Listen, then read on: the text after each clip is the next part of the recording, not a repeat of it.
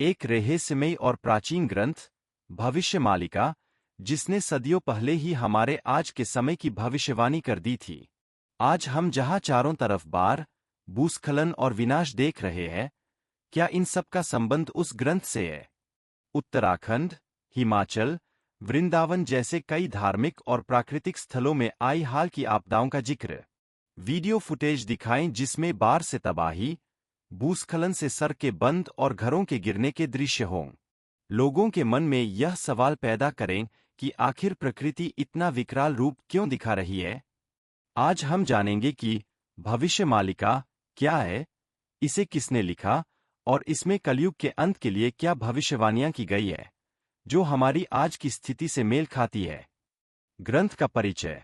यह एक 16वीं शताब्दी का प्राचीन ग्रंथ है, जिसे ओडिशा के 5 संतों, जिन्हें पंचसखा कहा जाता है, ने लिखा था।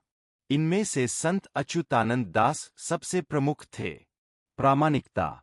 यह ग्रंथ तार के पत्तों पर लिखा गया था और इसमें भारत पर मुगलों का शासन, अंग्रेजों की गुलामी, भारत की आज़ादी और यहाँ तक कि हाल ही में आई महामारियों, जैसे कोरोना, की भविष्यवाणी भी की गई थी। इन भविष्यवाणियों का सच होना इस ग्रंथ को विशेष बनाता है। युग का सिद्धांत। भविष्यमालिका के अनुसार वर्तमान कलयुग अपने अंतिम चरण में है और इसके बाद सतयुग का उदय होगा। यह जो समय चल रहा है, वह युग संधि का समय है, पुराने युग के अंत और नए युग की शुरुआत का। भविष्यवाणियां और प्राकृतिक आपदाएं। मुख्य भविष्यवाणी।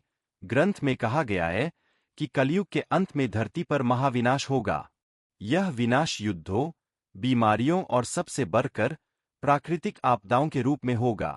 आपदाओं के कारण। ग्रंथ के अनुसार अधर्म का बढ़ना। ग्रंथ के अनुसार जब धरती पर पाप और अनैतिकता बहुत बढ़ जाएगी तो प्रकृति खुद को शुद्ध करने लगेगी। लोगों का धर्म से दूर होना, हिंसा और बेईमानी का बढ़ना, यह सब विनाश का कारण बनेगा। धरती की धुरी का बदलना। भविष्यमालिका में बताया गया है कि धरती की धुरी में बदलाव आएगा, जिससे बड़े बड़े भूकंप आएंगे और पहाड़ों का संतुलन बिगड़ेगा। मौसम का अति रूप। ग्रंथ में भविष्यवाणी की गई है कि मौसम अपने चरम पर होगा, बेहिसाब गर्मी, कड़ाके की सर्दी और भयंकर बारिश। यह आज की स्थिति से बिल्कुल मेल खाता है। उत्तराखंड और हिमाचल। भविष्यमालिका में हिमालयी क्षेत्रों में महाविनाश की भविष्यवाणी की गई है। हाल ही में इन जगहों पर आई बाढ़ और भूस्खलन की घटनाएं, जिसमें सड़कें और पुल बह गए, हजारों लोग बेघर हुए, इस भविष्यवाणी को सच साबित करती है।